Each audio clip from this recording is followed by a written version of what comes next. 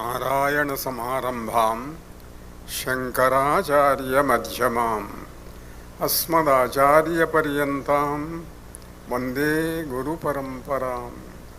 సిద్ధ గురు పరంపరకు ప్రణామాలు సమర్పిస్తూ ఉన్నాను. ఈనాడు అద్భుతమైనటువంటి లక్ష్మీ నారాయణ కళ్యాణం జరిగింది. దేవతా కళ్యాణం ఎక్కడ జరిగితే అక్కడల్లా కూడా శుభవుతుంది. అందుకని నిరంతర శుభములు జరగాలి అనేటువంటి కోరికతోటి ఈ కళ్యాణ పరంపర ఏర్పాటు చేయటం జరిగింది.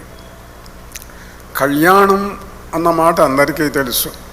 సంస్కృతంలో కళ్యాణం అంటే పెళ్ళి అని మాత్రమే కాక, మీరు డిక్షనరీ తీసి చూసేటట్టయితే కళ్యాణం అన్న శబ్దానికి బంగారము అన్న అర్థం కూడా ఉంది. అంటే లక్ష్మీదేవి కళ్యాణం అంటే సాక్షాత్తు ఒక సువర్ణమయమైనటువంటి అనుభూతిని కలిగిస్తుంది అని అర్థం. కాగా లక్ష్మీ నారాయణులలో మనకు దివ్యక్షేత్రాలు, లక్ష్మీనారాయణుల దేవాలయాలు కొన్ని వందల వేలు భారతదేశంలో ఉన్నాయి.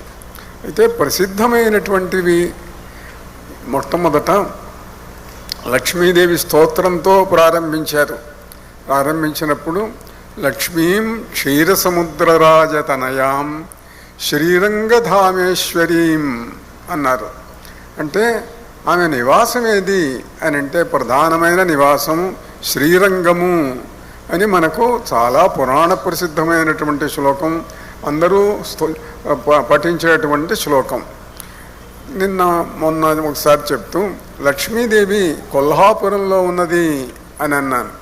ఉత్తర హిందూస్థానంలో కొల్హాపుర లక్ష్మి అది చాలా ప్రసిద్ధ దేవత. ఆవిడ అగస్త్య మహర్షి వింధ్యపర్వతము యొక్క గర్వాన్ని అణచటం కోసం ఆయన కాశీ నుంచి బయలుదేరి వింధ్యపర్వతం దాటి వచ్చాడు. ఇంకా కాశీ వెళ్ళటానికి వీల్లేదు. ఆయన తిరిగి వెళ్తే మళ్ళీ వింధ్యపర్వతం ఆకాశం అంత ఎత్తు పెరుగుతుంది. అందువల్ల ఆయన వెళ్ళకుండా కాశీకి వెళ్ళలేకపోతున్నానే అనే బాధతోటి ఆయన వస్తూ కొల్హాపుర లక్ష్మిని ప్రార్థించాడు. అమ్మా, నాకు జీవితంలో ఇంత అసంతృప్తి ఎందుకు కలిగింది? నాకు మళ్ళీ కాశీ వెళ్ళాలని ఉన్నది. తల్లి, నువ్వు అనుగ్రహించు అంటే అనుగ్రహిస్తాను, కానీ ఇప్పుడు కాదు. వచ్చే మహాయుగంలో మనకు కృతయుగం, త్రేతాయుగం, ద్వాపరయుగం, కలియుగం ఈ 4 కలిస్తే ఒక మహాయుగం. ఒక్కో మహాయుగంలో ఒక్కో వ్యాసుడు వస్తాడు. ఇప్పుడు మనకు పురాణాలు రచించినటువంటి వ్యాసుడు 28వ వ్యాసుడు. వేదములు విభజించాడు ఆయన.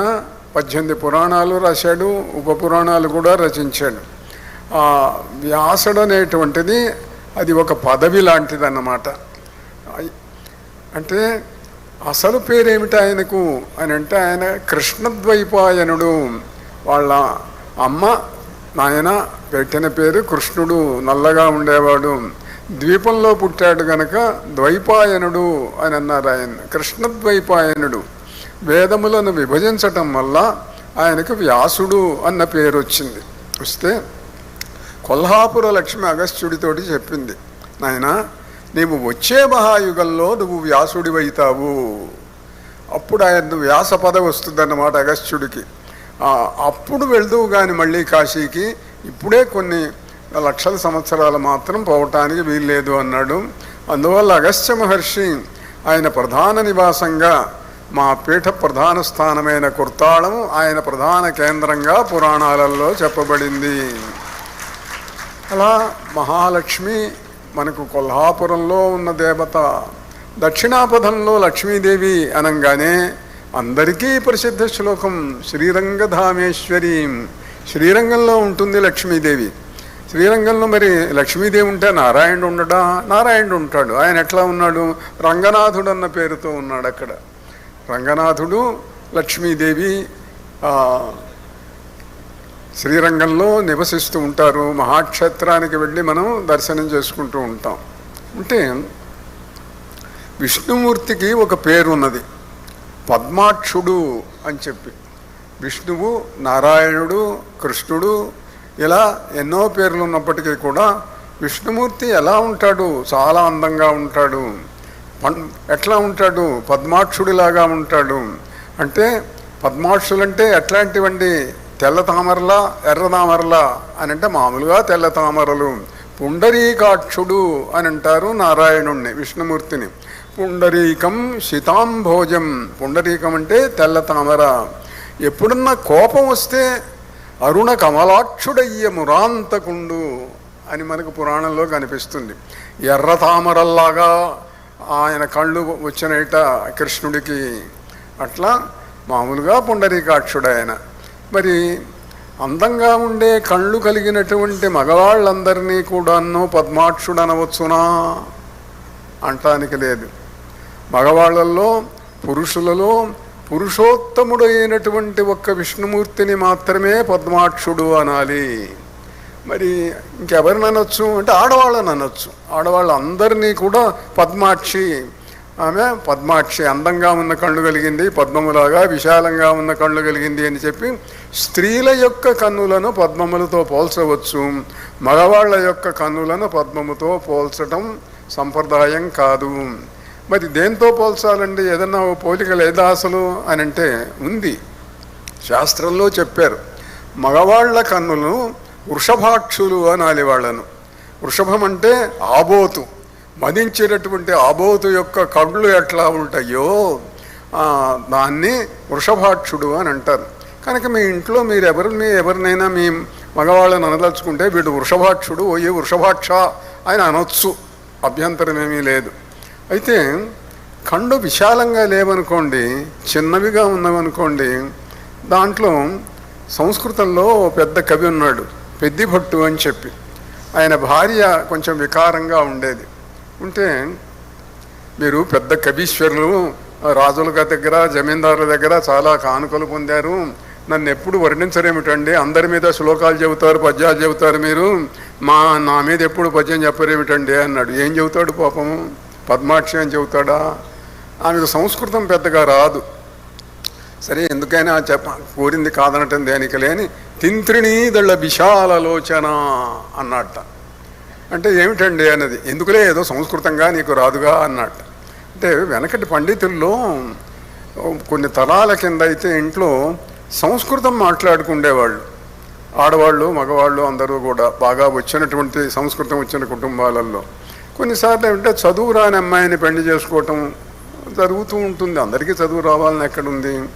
కానీ ఇంట్లో మాట్లాడే అలవాటును బట్టి ఈ భర్త అన్నట్ట భార్యతోటి, ఈ దినంబు తింత్రిణీ ఫలరసం కాచితివా లేదా అన్నట్ట.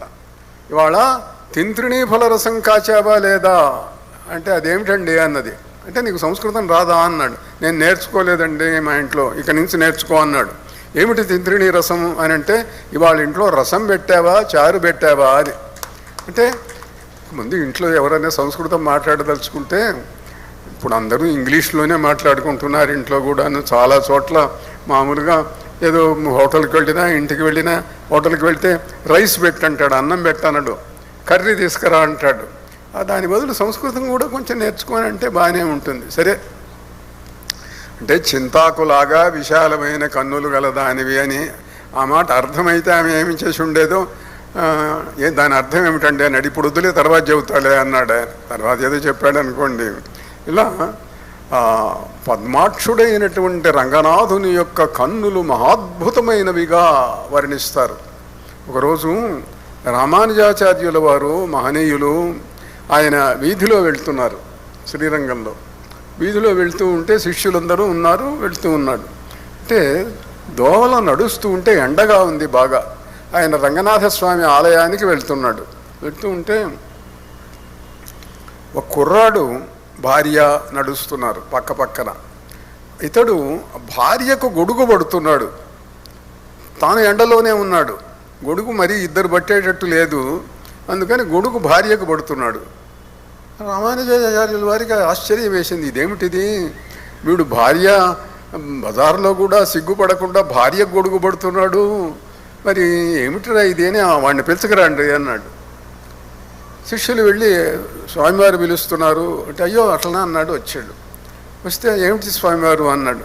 నీవు భర్తవు, నువ్వు భార్యకు నడిబజారులో గొడుగు బట్టి తీసుకెళ్తున్నావు, నీకేమి సిగ్గులు కాలేదా అన్నాడు. నాకెందుకండి సిగ్గు, నా భార్య అంటే నాకు చాలా ఇష్టం అన్నాడు. ఇష్టమైతే మాత్రం అంటే ఆమె కండ్లు పద్మాక్షులండి, అందంగా ఉంటాయి. ఎండ సోకేటట్లయితే అవి కమిలిపోతాయేమో, నల్లబడతాయేమో, నల్లసారలు వస్తాయేమో అని నేను గొడుగు పడుతున్నానండి. నేను పట్టకుండా ఉండలేను, పట్టి తీరుతాను అన్నాడు. అంటే ఎందుకంత నీకు ఆసక్తి కలిగింది అంటే, ప్రపంచంలో ఇంతకంటే అందమైన కళ్ళు ఎక్కడా లేవండి అన్నాడు. అంటే రామానుజుల వారికి ఎందుకో చమత్కారంగా అనిపించింది. ఒరే, ఇంతకంటే అందమైన కళ్ళు చూపిస్తే ఏం చేస్తావు అన్నాడు. నేను ఆ కళ్ళను ఉపవాసిస్తాను, ఆరాధిస్తాను అన్నాడు. ఇంతకంటే అందమైన కళ్ళు ప్రపంచంలో లేవు, మీరు స్వాములు వారు మీరు చూపించేటట్టయితే ఆ కళ్ళను ఆరాధిస్తాను అన్నాడు. నాతో రా అన్నాడు ఆయన. రంగనాథుడి ఆలయంలోకి తీసుకెళ్ళి ఆ కుర్రాడిని అక్కడ నిల్చొని, ఒరే రంగనాథస్వామి కళ్ళ వైపు చూడు అన్నాడు. చూశాడు. వాళ్లకు దివ్యమైన పద్మ విలోచనములు కనిపించినాయి. ఆ కుర్రాడు పేరు ధనుర్దాసు. ఆ అబ్బాయి పేరు, కుర్రాడి పేరు ధనుర్దాసు. వాడు మహావీరుడు. వాడు ఆ ధనుర్దాసు ఆనాటి నుంచి కూడాను రంగనాథస్వామికి భక్తుడైనాడు, రామానుజాచార్యుల వారికి శిష్యుడైనాడు. అతడి కథ చాలా అద్భుతంగా ఉంటుంది, చాలా విశేషాలు ఉన్నాయి అనుకోండి. సరే, ఏదైనప్పటికీ కూడాను మనం లక్ష్మీనారాయణులను గురించి భావిస్తున్నాం కాబట్టి, లక్ష్మీనారాయణు లక్ష్మీదేవి అనగానే ప్రతి వాళ్లకు తోచేదేమిటి అని అంటే సిరి సంపదలు, ఐశ్వర్యం. లక్ష్మీదేవికి 7 వారాల నగలు ఉంటాయి. అంటే ప్రతిరోజు కూడా ఒకే రకమైన నగలు కాదు. ఆదివారం నగలు వేరు, సోమవారం నగలు వేరు, మంగళవారం వేరు, ఇట్లా వారాలు ప్రతిరోజుకు కూడా వేరే వేరే నగలు, హారాలు, ఆభరణాలు అన్నీ ఉంటాయి. అందుకని నగలు ధరించి లక్ష్మీదేవి ఆ రకంగా ప్రకాశిస్తూ విష్ణుమూర్తికి ప్రతిరోజు ఒక రకమైనటువంటి వేషంతో, ప్రతిరోజు ఒక రకమైన రకరకాలైన ఆభరణాలు ధరించి 7 వారాల నగలు కలిగి ఉంటే నారాయణుడు సంతోషించేవాడు వైకుంఠంలో. అయితే ఒకసారి ఆయన ప్రహ్లాదుని రక్షించడం కోసం నరసింహావతారం ధరించాడు. నరసింహావతారం ధరిస్తే ఆ నరసింహావతారం వచ్చాడు, హిరణ్యకశిపుణ్ణి చీల్చేశాడు, భయంకరంగా గర్జిస్తున్నాడు. ఆ కోపాన్ని ఎవరు ఆపలేకపోతే అందరూ ప్రార్థించారు. ఎవరు ప్రార్థించినా వినలేదుట ఆయన. పురాణాలలో రకరకాల కథలు ఉన్నాయంటే ఇదొక కథ. ఎవరు చెప్పినా వినలేదు, ఎవరు ప్రార్థించినా వినలేదు, స్వామి శాంతించు అంటే వినలేదు. వెనుక ఆయన గర్జిస్తూ ఆమె లేచి అలా నడవటం మొదలుపెట్టాడు. లోకాలు దాటుతున్నాడు, కొండలు దాటుతున్నాడు, గుట్టలు దాటుతున్నాడు. ఈలోపు భక్తులు, దేవతలందరూ కూడా లక్ష్మీదేవిని ప్రార్థించారు. అమ్మా, ఎవ్వరు ఆపలేరు ఆయన కోపాన్ని, నువ్వే ఆపాలి అన్నట్ట. సరే, ఆమె అన్ని రకాల ఆభరణాలు ధరించి లోకోత్తర సౌందర్యవంతమైనటువంటి రీతిలో అలంకరించుకొని ఆయన ముందు వెళ్ళిందిట. ఆయన కోపంతో నడుస్తున్నాడు, ఎదురుగా వచ్చేది, ఎవరు వచ్చిపో అతనికి అన్నట్ట. అనేటప్పటికి భయపడిపోయింది. ఏం చేయాలో పక్కకు వెళ్ళిపోయింది. మామూలుగా మన భాగవతంలో అయితే ప్రహ్లాదుడు ప్రార్థించాడు, నరసింహస్వామి శాంతించాడు అని ఉందనుకోండి. కానీ ఇది కూడా ఒక స్థల పురాణంలో ఉన్న కథ. వెళ్ళిపోయింది. ఏం చేయాలా? దేవతలందరూ తనకు బాధ్యత అప్పగిచ్చారు నరసింహస్వామి కోపాన్ని పోగొట్టడానికి. అంటే అప్పుడు ఆమె ఆలోచించింది, రోజూ ఇట్లా బంగారము, రత్నాలు, మణులు, వీటైన ఆభరణాలు ధరించి ఉంటే చూసి ఆయనకు విసుగుబుట్టుంటుంది. అందువల్ల ఏ ఆభరణాలు లేకుండా వెళ్తే ఎలా ఉంటుంది, బాగుంటుంది కదా అని అనుకొని ఆభరణాలన్నీ తీసేసిందిట మామూలుగా ఇళ్లలో. కానీ సరే, లక్ష్మీదేవి అందుకని ఏం చేసింది అని అంటే, మామూలుగా ఇళ్లలో కూడా చూడండి, స్వీట్లు ఎక్కువ తింటారనుకోండి, స్వీట్ తినగా విసుగుబుట్టి కాస్త చింతపండు తింటే బాగుంటుంది అని అనిపిస్తుంది. కాస్త పుల్లటి పదార్థం చేసి తిందాము అని. అట్లనే ఈమె అన్ని ఆభరణాలు కూడా లక్ష్మీదేవి తీసివేసి నిరాభరణంగా మామూలు వస్త్రాలు కట్టుకొని, మామూలు వస్త్రాలు కూడా ఎందుకు అనుకున్నది, కోయపిల్లలాగా మెడలో గురువెంద గింజల దండ వేసుకొని, తలకు ఇలా నెమలిపించమో ఏదో పెట్టుకొని అలా అడవిలో నాట్యం ఆడుతూ ఉన్నదిట. అది చూశాడు నరసింహస్వామి. ఇంత భీకరమైన కోపము, భయంకరమైనటువంటి అట్టహాసములు, గర్జలు అన్నీ పోయినాయి. చాలా సంతోషం కలిగింది చూడంగానే సంతోషం కలిగి, ఎవరు నీవన్నాడు. నేనెవరైతే నీకెందుకు అన్నది. నువ్వు చాలా అందంగా ఉన్నావు, నన్ను పెళ్లి చేసుకో అన్నాడు. నేనెందుకు పెళ్లి చేసుకుంటానన్నది. అంటే ఏం పెళ్లి చేసుకోవడానికి నేను మహావీరుణ్ణి, సాక్షాత్ విష్ణుమూర్తి అన్నది, నువ్వు ఎవడైతే నాకేమిటి, మా కోయల్లో బోయల్లో పెళ్లి కావాలి అని అంటే మాకు కొన్ని పద్ధతులు ఉన్నాయి అన్నది. ఏమిటి ఆ పద్ధతులు చెప్పు, నేను ఆ పద్ధతులు నేను కూడా చూస్తాను, ఏం కావాలి నీకు, ఏదైనా పులిని చంపాలా, సింహాన్ని చంపాలా, ఏమి చంపాలా అని అన్నాడు. అంటే ఆమె అన్నది, చెట్టు లెక్కగలవా ఓ నరహరి, పిట్ట లెక్కగల బుట్ట లెక్కగలవా, చెట్టు మీది ఆ చిటారి కొమ్మన చిగురు కోయగలవా అన్నదిట.